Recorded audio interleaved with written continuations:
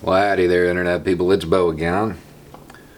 So today we're going to talk about what it meant to be a Republican, what it used to mean. See, I tweeted out that older video. Let's talk about that new liberal deal.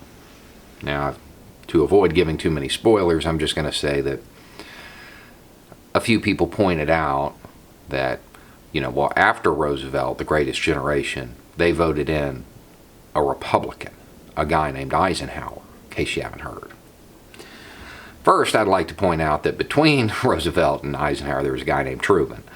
But Truman was kind of an extension of FDR, so fair enough. But here's a fun little historical fact. Eisenhower was pretty much an extension of FDR.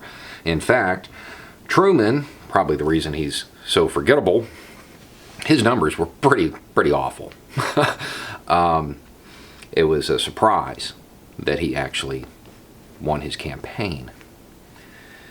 And the people that truly supported the New Deal, those Roosevelt insiders, well, they were worried. They were worried that Truman just wasn't up to the task.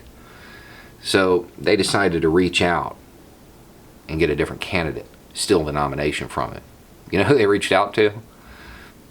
Eisenhower. They reached out to Eisenhower because, well, Eisenhower was a pretty big supporter of it. That's what it used to mean to be a Republican. When Eisenhower finally got in office, he continued almost all of the new and fair deal being Truman's. He strengthened Social Security. He increased the minimum wage. He initiated the largest public works project in history, even bigger than anything in the New Deal. You might have heard of it. It created 41,000 miles of road. It's called the Interstate. And him being a general, when it came time for him to leave his mark on Washington and the bureaucracy there, it's time for him to create a new department. He created some, military branch or something, right? No, he created something called the Department of Health, Education, and Welfare. A Republican. Because as part of the greatest generation, he understood what it was like to see people suffer. And they didn't do that. They banded together. They didn't look at the poor and the disabled and say, oh, well, they must have done something to deserve that. They didn't live their life right. They could just pick themselves up by their bootstraps, work harder. No. They wanted to give people a hand up. As far as civil rights go, there was a little bit of tension at the time. Tension could be personified in a group called the Little Rock Nine.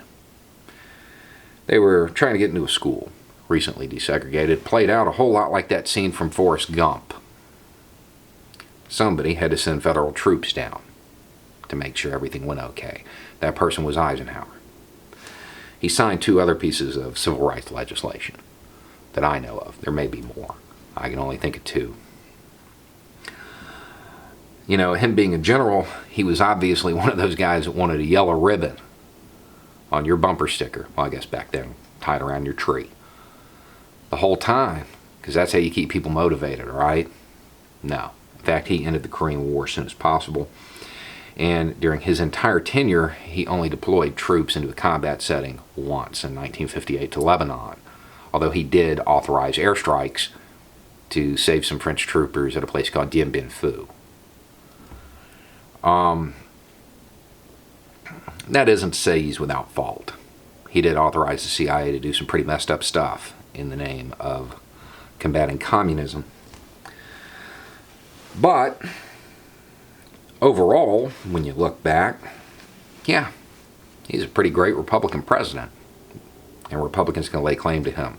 But they must acknowledge that everything that made him great, they now stand against. That's the reality of it. And when people talk about the party switching, it was right after this. It was right after this. At this time, Republicans still pretended, at least, to care about those people who voted for them, rather than just care about the rich and convince all those poor people that it was somebody else's fault. It wasn't the people making the decisions. It's the brown person, the poor person, the person on welfare. That's who it is. That's the reason you're having a bad time. See, that wasn't Eisenhower's thing. So yeah, lay claim to him. But it meant that you hate all of his policies. It's also worth noting that he used his farewell address to warn the United States about something called the military-industrial complex. See, he was worried that the armaments industry insiders there in D.C., that they had too much influence. And that, well, we just end up with a larger and larger military, more and more defense spending, perpetual wars.